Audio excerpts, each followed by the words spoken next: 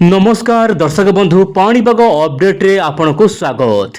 भय बढ़ाऊँच एलिनो एलिनो जी पाख मौसुमी को डर से बढ़ुची। हाँ आज्ञा देशर विभिन्न भाग में बर्तमान कमी जाइए वर्षार स्थिति।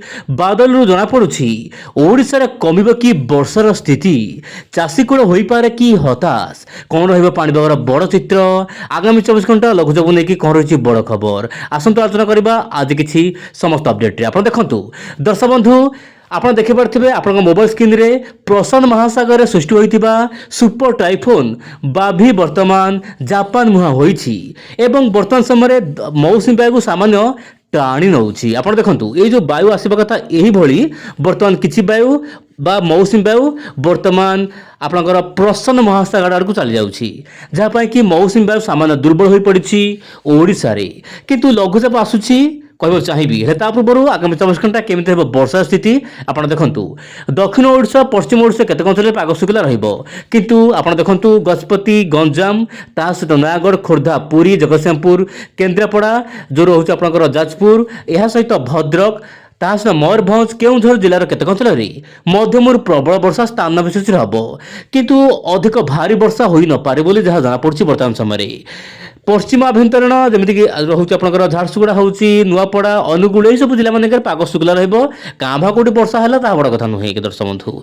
किंतु वर्तमान समय मुझे कहली दर्शक बंधु टाइफोन बाभी वर्तमान रही प्रशांत महासागर सक्रिय जार प्रभाव में दक्षिण पश्चिम मौसुमी वायु को टाणी नौछि। आप मोबाइल स्क्रीन देखिपारे मुझे कहना चाहिए हेले ता पूर्व आप देखु लघुचाप सृष्टि हेब किंतु लघुचापर स्थिति ओडिशा पर केमिति रहिबो सबुठु बड़ प्रश्न। ता पूर्व आप देखु दर्शक बंधु जो रोचे टाइफोन वर्तमान बाभी वर्तमान जापान मुहां होइछि एवं यार प्रभाव में सेठाकार 140 प्रति घंटा पवन होउछि। आप देखु ये सब वायु रोचे दक्षिण पश्चिम मौसुमी वायु सीधा सड़क कौन होउछि ना दर्शक बंधु फिलिपाइंस चीन दे सीधा सड़क प्रशांत महासागर को चली जाउछि, जहाँपाई कि ओडिशा को देशर विभिन्न भाग में वायुर चलाचल कम रही। सामुद्रिक वायु जी आसवा कथा से आसी पार ना से बंगोपसागर सृष्टि होगा लघुचाप अधिक घनीभूत हबार संभावना देखो ना बर्तमान समय। दर्शक बंधु सूचना मिलूला कि 12 तारिख राज्य लगाण वर्षा हो पारे किंतु बर्तमान मत कहीं लगुनि 12 तारिख वर्षा बड़ हम बोली माने बड़ वर्षा हम बोली।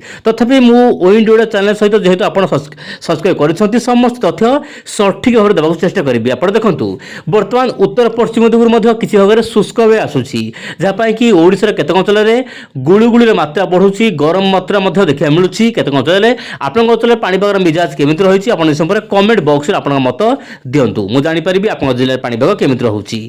सेपटे दर्शक बंधु AI model ECM develop model AI जो रोचे एआई मॉडल यह आकलन करुच्ची पश्चिमबंग उत्तर ओडिशा उपकूल में गोटे लघुचाप केन्द्र सृष्टि हो पारे। हाँ दर्शक बंधु सृष्टि हो पारे जदि यह सृष्टि होउची यार प्रभाव अधिक पड़िबो उत्तर आभ्यंतरण ओडिशा उपरे ता सहित उपकूल ओडिशा रे, किंतु दक्षिण ओडिशा मालकानगिरी कोरापुट एपटे जो रोचे आपनकर गंजाम गजपति ता सहित नवरंगपुर नुआपड़ा कलाहांडी यही सब जिला मानक वर्षा मात्रा कम रहिबो किंतु कोठे भारी वर्षा हबो ताहा मु निश्चय पर धीरे धीरे स्पष्ट करबी आगामी भिडियो मानक रे। एबे आपण देखंतु एई मानचित्र को दर्शक बंधु जहा जना पड़छि आगामी सप्ताह रे ओडिसा रे सेते बड़ वर्षा नाही जाकी सीएपीएस रो लॉन्ग रेंज फोरकास्ट माध्यम सूचना दिया जाउछि, किंतु एही जगह देखंतु एही जगह गोटे लो प्रेशर मध्य सृष्टि होई पारे। जदि लो प्रेशर सृष्टि होउछि ताले एई अपडेट मध्य परिवर्तन होई पारे कारण पाणीपाग प्रति मुहूर्त रे परिवर्तन होउछि, किंतु एलिनो प्रभाव मध्य रही पारे देशर विभिन्न अंचल बोली जहा जना पड़छि कह जाउथला एलिनो प्रभाव रही न पारे किंतु एलिनो प्रभाव रहिबो। किंतु एलिनो प्रभाव रहिले मध्य ओडिसा रे स्वाभाविक वर्षा हेबो बोली बहुत किछि मॉडल माने आकलन करुछंती। देखिबार कथा आगामी दिन पाणीपाग नै कि कौन सब बड़ अपडेट रहउछि। आज पाए कि पुणी देखा काली आउ का नुआ अपडेट रे। नमस्कार जय जगन्नाथ दर्शक बंधु।